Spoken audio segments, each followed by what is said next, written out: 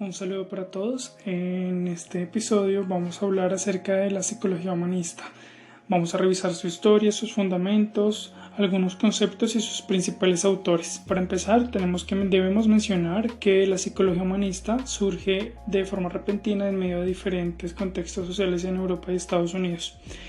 En Europa se da luego del periodo posguerra de la Segunda Guerra Mundial, y en Estados Unidos surge en 1962 gracias a un grupo de psicólogos y pensadores progresistas que querían desarrollar un enfoque psicológico que trascendiera más allá de los modelos como el psicoanálisis y el conductismo que eran presentes en esa época.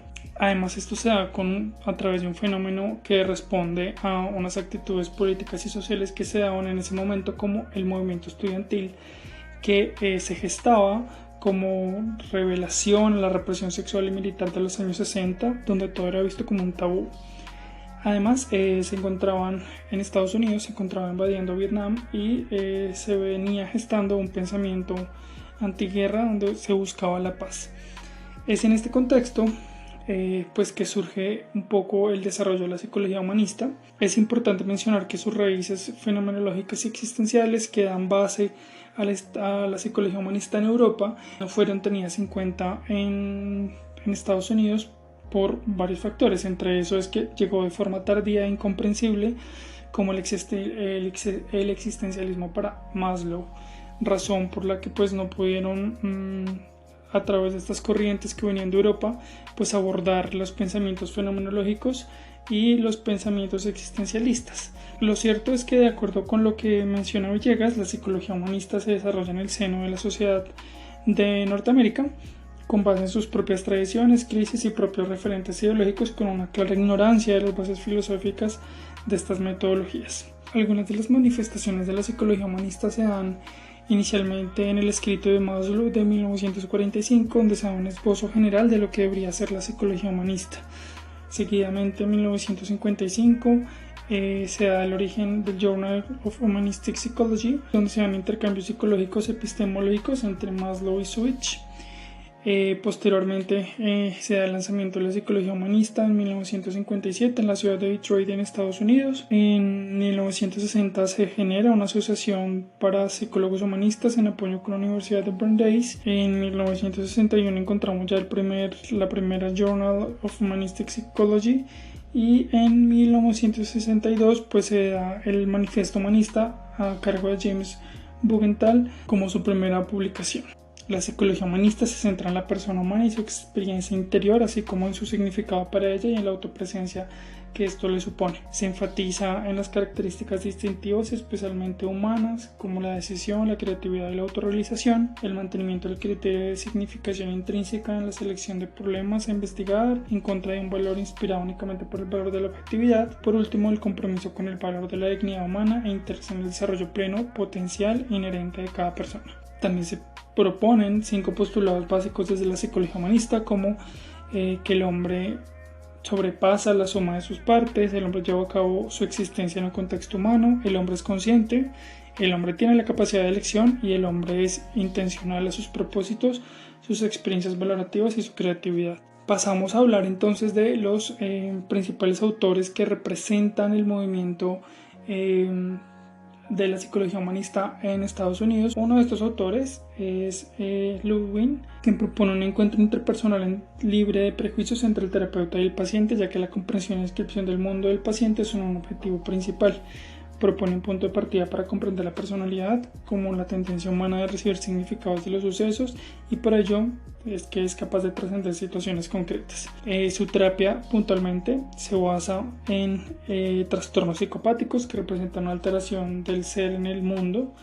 El ser en el mundo estudia una estructura y por lo tanto puede ser estudiado, descrito y rectificado. Por otro lado, la psicoterapia pretende entender el proyecto existencial de la persona. La psicoterapia ayuda a asumir la propia experiencia en toda su plenitud, descubriendo las formas y áreas de alineación para recobrar la autoposesión y autodeterminación. Esto nos da un vistazo sobre entender una labor terapéutica desde la naturaleza humana y propone de este modo una construcción del proceso de toma de decisiones, unas en relación al futuro y otras en relación al pasado. El autor considera que las elecciones del futuro son las más adecuadas, ya que facilitan el crecimiento y la realización de la posibilidad. Sin embargo, las elecciones del pasado ahogan el crecimiento al limitar la posibilidad de aquello que ya es experiencialmente conocido. Otro de estos autores es Rollo May, quien se alinea en el lado existencial del movimiento humanista de Norteamérica utilizando el concepto del dilema del hombre. Este se origina en la capacidad para sentirse como sujeto y como objeto al mismo tiempo. Rollo utiliza el concepto del dilema del hombre para hacernos saber que ambos modos de experimentarse a sí mismos son necesarios para la psicología. Su terapia se basa en unos conceptos como aumentar la conciencia del cliente respecto a su propia existencia. La técnica debe ser subordinada a conocer y seguir más que preceder el conocimiento, debe ser flexible y ajustable a las necesidades del cliente. El terapeuta y el cliente son personas que tienen una relación auténtica en el que el terapeuta no está intentando interpretar los hechos, sino que los pone de manifiesto. El terapeuta no siempre sabe qué es lo que motiva al cliente y su actitud más que aplicar la teoría consciente es escucharle con atención y respeto. El terapeuta además procura analizar todas las formas de comportamiento tanto del mismo como del cliente que impliquen el encuentro real entre ambos. Y por último, la terapia existencial se caracteriza por la importancia que da al compromiso. Nuestro siguiente autor es Abraham Maslow, quien fue presidente de la APA en 1968 y representante del movimiento humanista. Intentó formular un sistema holístico abierto a la variedad de la experiencia humana. Maslow propone que su concepto central es la autorrealización, que se entiende como la culminación de la tendencia de crecimiento definida como la obtención de la satisfacción de necesidades progresivas superiores, y junto a estas necesidades poder estructurar el mundo a partir de los propios análisis y valores. Las necesidades que propone Maslow están relacionadas con unos niveles de importancia, una jerarquía de necesidades. En un primer nivel encontramos las necesidades fisiológicas como la comida, el sueño o el agua, necesidades de seguridad, necesidades de pertenencia y amor, necesidades de estima que están relacionadas con la competencia, el reconocimiento y con sentirse adecuado, y por último el quinto nivel son las necesidades de desarrollo y de autorrealización. El proceso de autorrealización culmina con la experiencia cumbre, que es aquello que se siente cuando se alcanza una cota como ser humano de estar aquí y ahora.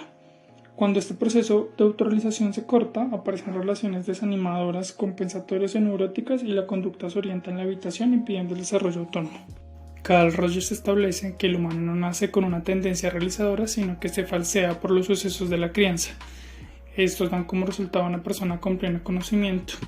El enfoque terapéutico de Rogers enfatiza en la actitud de cualidades del terapeuta como un elemento esencial del cambio, cualidades que como la empatía, la autenticidad y la congruencia son requeridas del terapeuta como condición esencial para producir un cambio terapéutico. Rogers mencionaba que la empatía lograba producir cambio terapéutico.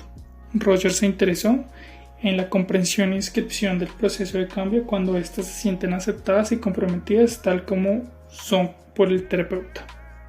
Finalmente encontramos a el último autor, que es Alfred Adler. Alfred Adler mencionaba que las personas estaban motivadas por los factores sociales y por su lucha de superioridad o éxito. Alfred establece que el comportamiento de las personas en la actualidad está determinado por la idea que tienen las personas sobre el futuro. Adler desarrolla su teoría sobre la psicología individual proponiendo lo siguiente. Primero, la única fuerza que subyace a los comportamientos de las personas es la lucha por la superioridad.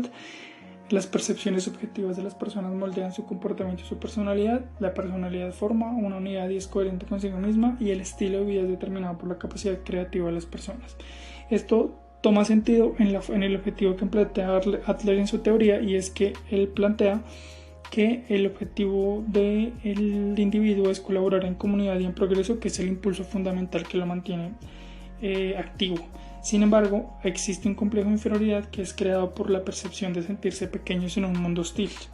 Y este sentimiento es lo que genera un afán de superación que nos hace darnos cuenta de la debilidad en contacto con la grandeza del entorno. Muchísimas gracias. Les presento la bibliografía que se utilizó para el desarrollo de esta actividad. Espero hayan disfrutado.